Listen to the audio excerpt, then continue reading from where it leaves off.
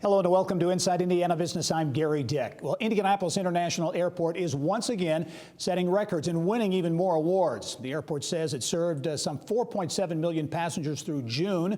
That's the highest passenger traffic number for the first 6 months of any year in the airport's history.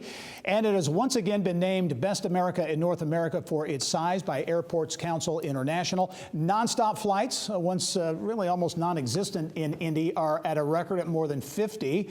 And Indianapolis will become just the third U.S. city to host the prestigious Routes Americas conference early next year. It all adds up to substantial economic impact. And joining me now with more on what's next, I'm pleased to be joined by Indianapolis Airport Authority Executive Director Mario Rodriguez. And as always, Mario, welcome to the program. Gary, it's always a pleasure to be here with you. Lots to talk about. Let's get right to it. Absolutely. First of all, the awards. You know, the airport's 10 years old. It's not that new an airport anymore, but the awards keep on coming. Oh, and they'll keep on coming. Think about it.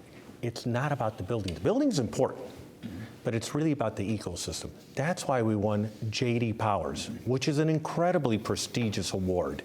And all the hardworking men and women at the airport make up that ecosystem. And you get this wonderful sort of like customer service focus. And not only, remember, it's the people. It's not only their customer service, it's their drive not to remain at status quo.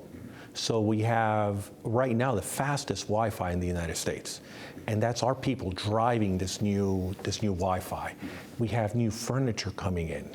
We have new amenities. It really is a focus on giving to the community the highest level of customer service. Well, let's talk about economic impact. I mentioned 4.7 million passengers for the first 6 months, on pace for a record year.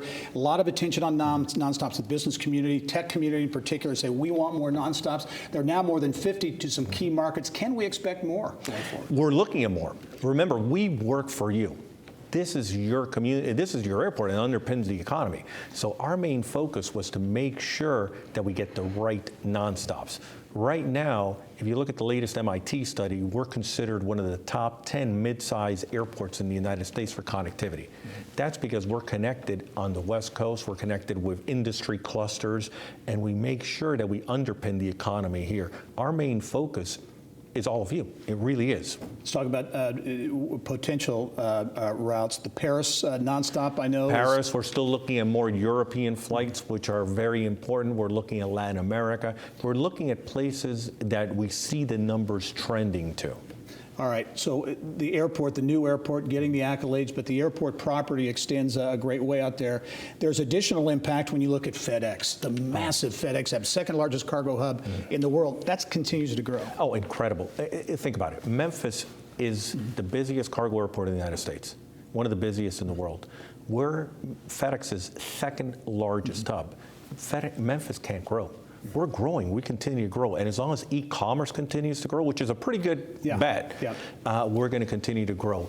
Right now, between FedEx, Infosys, our construction projects, and different construction projects on the airfield, we have over $2 billion under construction, which is economic impact. Construction is an economic driver. Yeah, good for the construction industry. You mentioned Infosys at the old airport site, Indian tech company, a tech giant, really adding 3,000+ jobs with this USA Training Center. It's going to bring a lot of people out to that area. Oh, it's going to bring a lot of people, a lot of high-paid jobs. It really will be a sort of recreation of the West Side. Yeah. So in other words, it's a renaissance of the West Side. 3,000 high-paid jobs changes things. You talk about, you know, the airport not being a hub. You know, it used to be a lot of cities would clamor for being, we want to be a hub.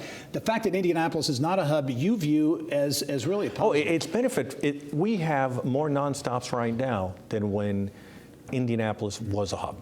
So we have 50 nonstops, ATA was a hub, and we have 50 meaningful nonstops. What happens with hubs is that airlines aren't building any hubs. They're reducing in size. And you want a hub until you lose it. Right. And then you become Cincinnati and different areas that have been struggling for air service. Right now, if the business community, if we lose one airline, which we don't want to lose one airline, but if we do lose one airline, the others will fill in. So the business community will be well served. Mario Rodriguez is the Executive Director of the Indianapolis Airport Authority, the front door really to Indianapolis and Indiana. Congratulations on the growth. We'll talk to you soon. Thank you. All right.